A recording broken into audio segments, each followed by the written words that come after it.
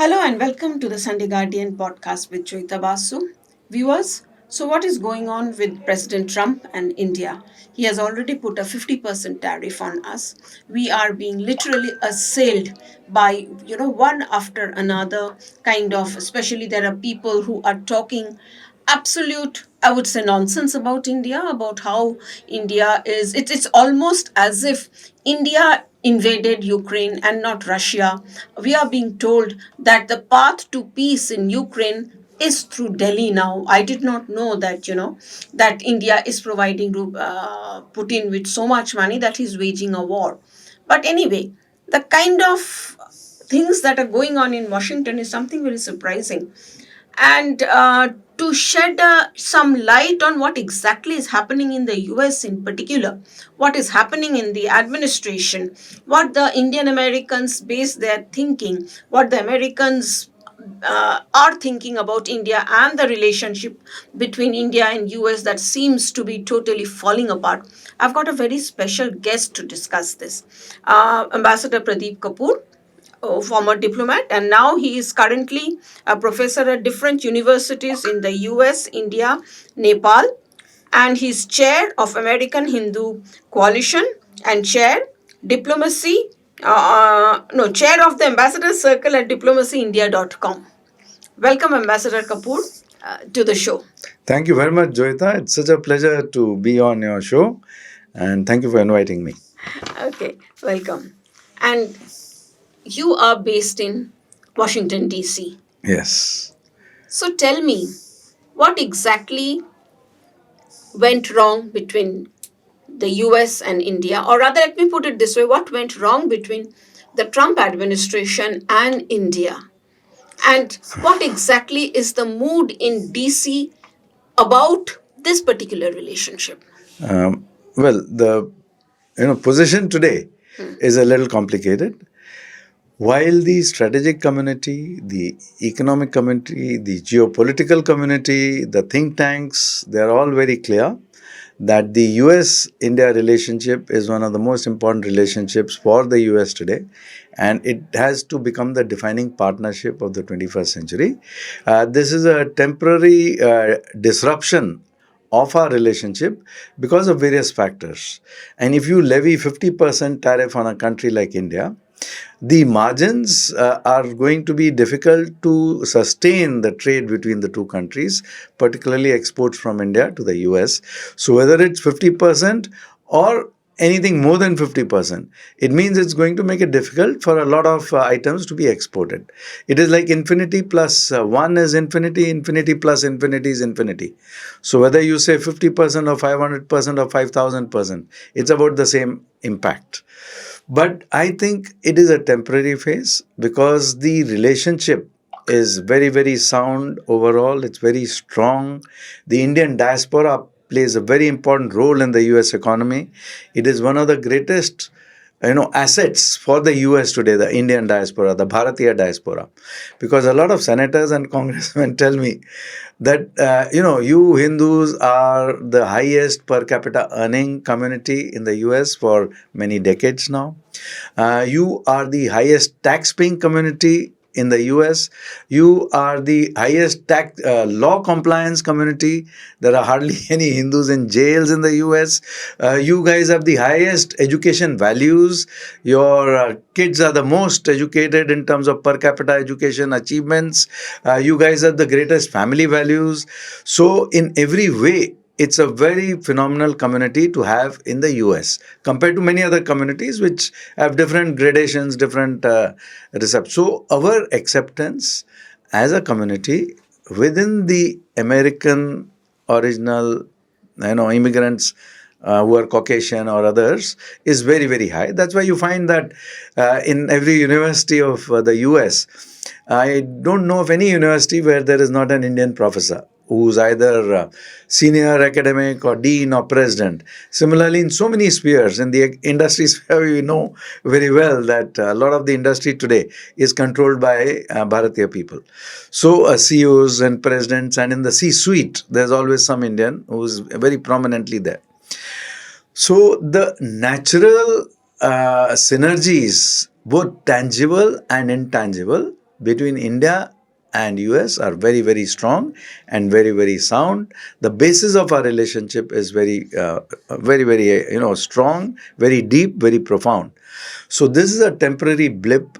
There are certain, I would say, lure of the lucre, which has distracted people from the current administration to tie up with certain, deal makers and certain other people who are tying up with countries like our neighbors, where they think that they are going to be getting a lot of oil or rare earths or gold, and then they have the platforms which they have tied up in cryptocurrency, in quantum, in blockchain, where they can move money around without monitoring, corrupt money, any money. So they have already started earning a lot of money by these nefarious exchanges which are happening. But Some the people in the who are associated with the administration. Gentry okay. Beach, I would name very comfortably as one of the few people who's already associated. And from the current administration, there are people like Steve Witkoff's son, etc., who's his partner, and even the current administration, other people who are associated as partners or shareholders or significant stakeholders with Gentry Beach. So they think that it is going to be a sort of a continuous manna from heaven, which will, fall in their laps for a long time. It's going to be a big disappointment because Pakistan has this capacity for the last more than 7 decades, almost 8 decades, to take them on a string.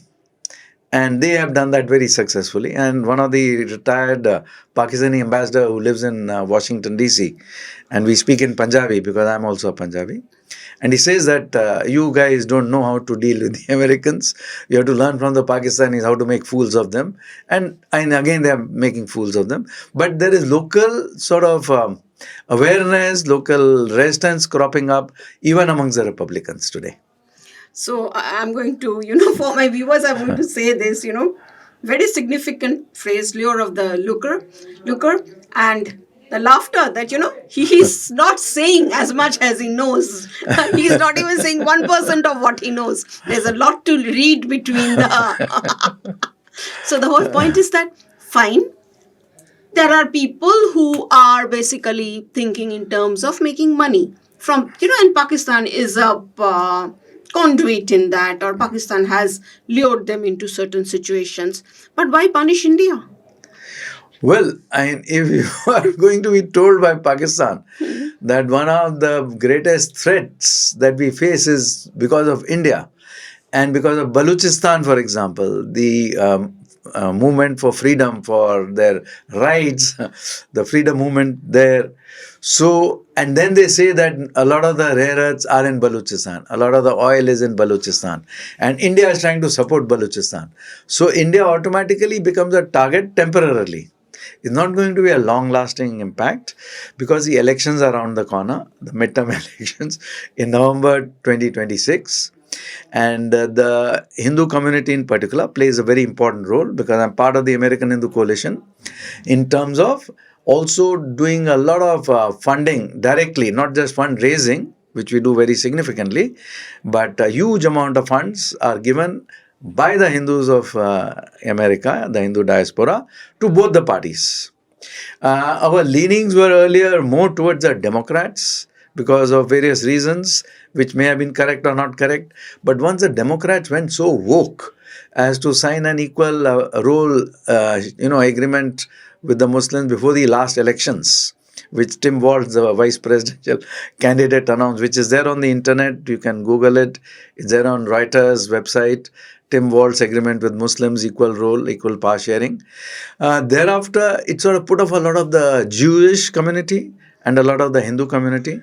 And in the 7 swing states, what happened? The Republicans won. Part of the reason for the Republicans to win all the 7 swing states was the Hindus came out for the first time to vote. Hindus are not very effective in voting, but we encouraged them to come out and vote. They voted along with the Jewish community and along with many of the Caucasian community in favor of the Republicans. So that swung the vote. And after the elections were over, President Trump spoke to the leaders of the American Hindu coalition and thanked them very profoundly, very profusely for the vote, because it was one of the most significant factors which helped him win all the 7 swing states, besides in some of the other states to tilt the vote. Which way are the Hindus going in the midterms? So, if there is no correction in terms of the US India relations, it will become a very difficult thing for the Hindus to vote for the Republicans again. They may not vote again, or we'll see how the things evolve, because there are two factors which are going to play out a very important role in the midterm elections. The Republicans have a very thin majority in the Senate and a rather thin majority in the House of Representatives. It's a touch and go situation. Now, if you lose either house, or if you lose both the houses, upper house, lower house, Senate and the Congress, you are in very great difficulty. You become a lame duck president overnight. The economy of US is getting into difficulties. Is it? In a very serious way. My electricity bills in Washington DC have been going up regularly since the Ukraine-Russia war. It is only because of the oil being supplied, Russian oil coming to India, refined in India, supplied to USA, supplied to Europe, that the electricity bills have not gone absolutely through the roof. They have increased very significantly. My grocery bills have gone up. My petrol bills have gone up. Now, American voter, on an average, is a very transactional voter and a very traditional thinking voter.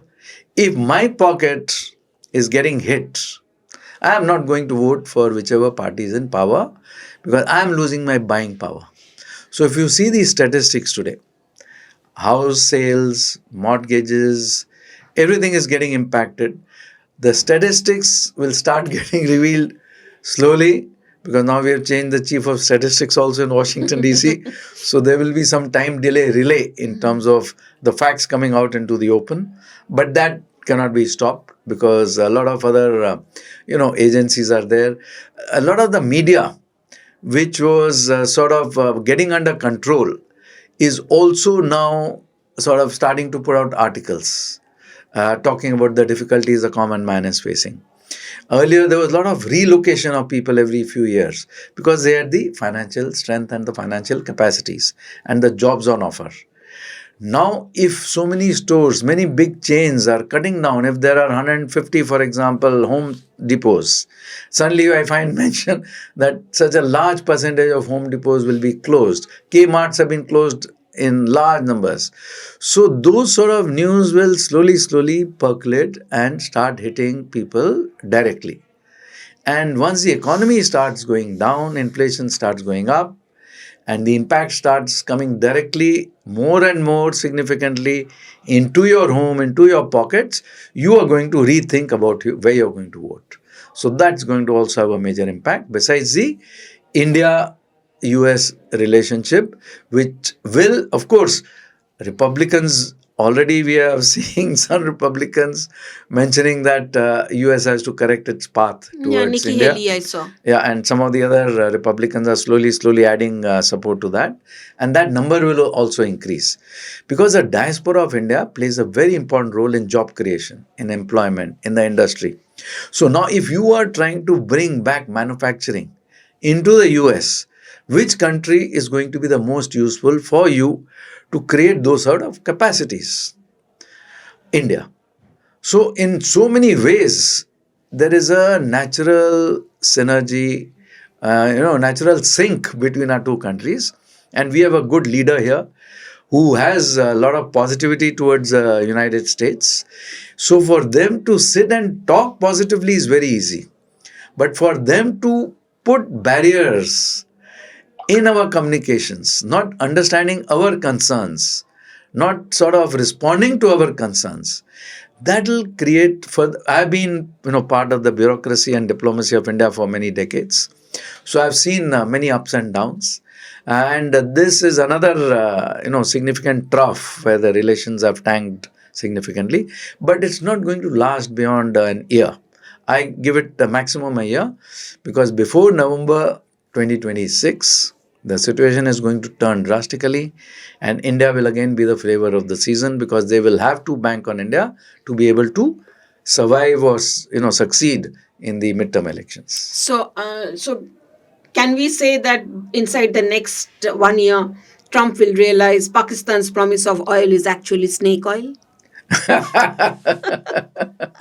Well, it may come much before that because that country is given to lying so much. I'm using the term lying because a lot of the American ambassadors and so many Western ambassadors have used this term with whenever they talked about Pakistan with me.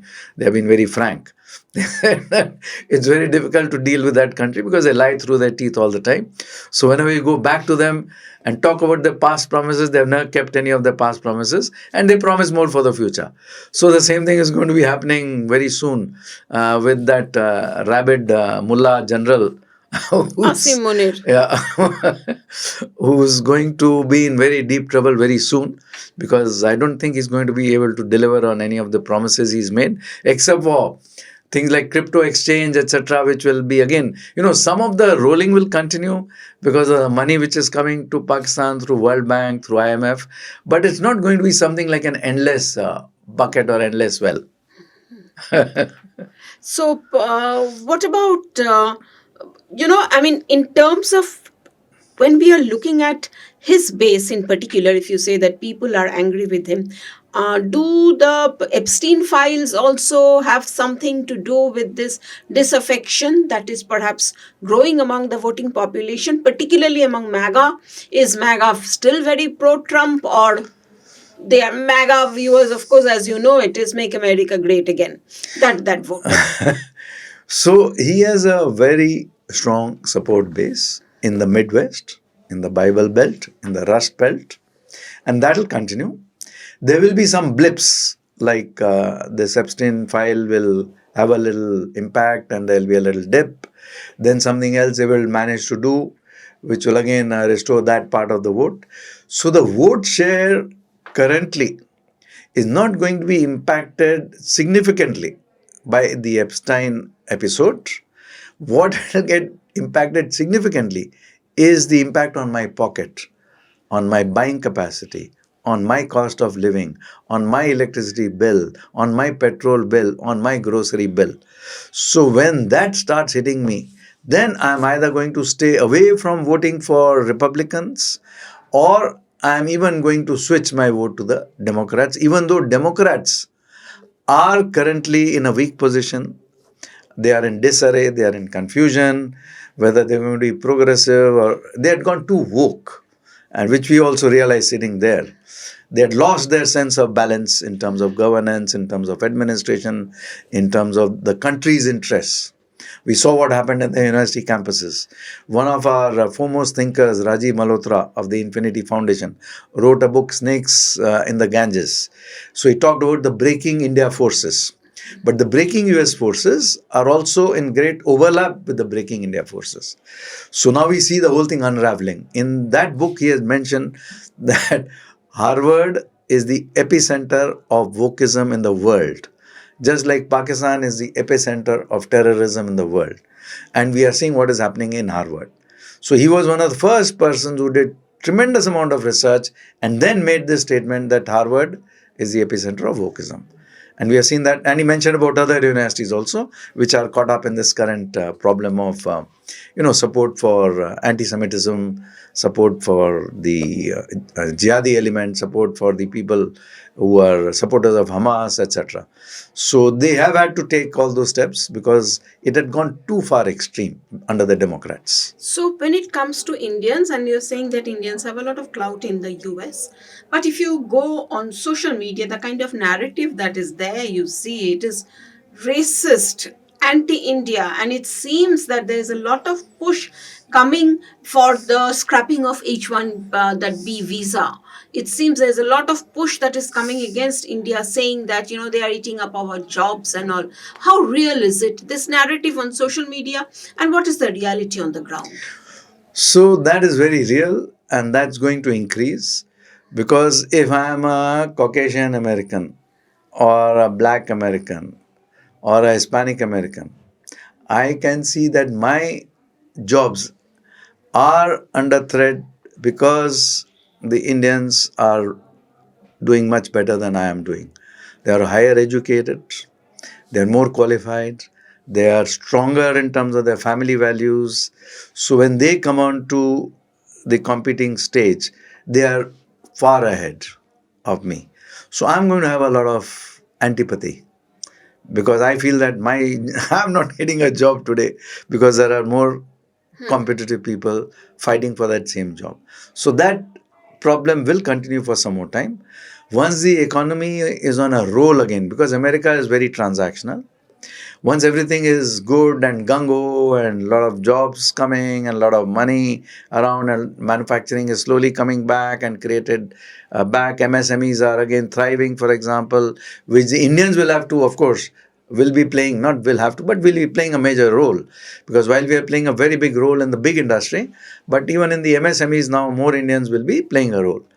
So then automatically these tensions will start going down. But for the current foreseeable future, I would say for another year or so, Indians will have to be very careful because when they're walking out on the streets also, there will be threat perceptions.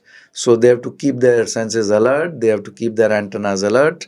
It has to be a 10-degree surround, all around 360-degree alert, so that anything which is going to happen, you get out of that situation very quickly. So that is my advice to all the Indians in America, that we have to tide out this little period, which is going to be a little difficult. So this particular tension that is there, ongoing tension between India and US, more than Russian oil, is there any problem? Why didn't the trade deal happen between the two countries? Russian oil is not at all a significant factor because the thing is that, Russian oil, Russian items are being imported, rare earths by America. Russian items needed by Europe are being imported by Europe. So sanctions are in play only where they think it hurts Russia. And sanctions have actually hurt the Western countries probably a little more than they have hurt Russia.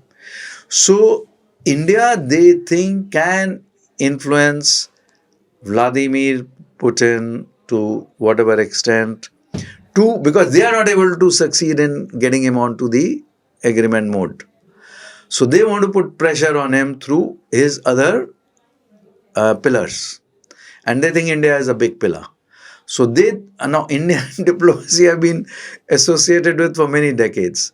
We don't operate that way. Nobody can sort of make us do anything which is not in our interest. And India has a very big ego. Indian diplomacy has a big ego. Indian bureaucracy has a big ego. So if you are going to be talking on the table in a positive way, with sensitivity towards our concerns, then we are the best partners. So that's my message, that both the sides have to be a little more sensitive to each other's concerns and try to get back the relationship on track at the earliest possible time, because the impact on the US current situations, global situations, is going to be much more negatively impacting the US than India. India has a very strong domestic sector, domestic economy, domestic consumption. So the export sector is important, but it is not going to derail our resilience, our strengths. Whereas America will benefit a lot with a very strong, good relationship with India today. Okay. So you are quite hopeful about it, and you're expecting this to happen in President Trump's tenure. So we do not have to write it off as another 3.5 years, maybe another year or so that you're saying. Absolutely, and everything will get back on an even keel, absolutely, during the present tenure, because ultimately, for India, if the Republicans are on a proper track, positive track with India, they are far better choice today than the Democrats. So it'll happen during this current tenure. In spite of President Trump. Yes. Thank you, Ambassador, for being on the show. Thank you so much. And it was a very interesting, podcast. And as I said, viewers, he's laughing, but just remember he has said 1% of what he knows, okay? And thank you for watching. Until the next time.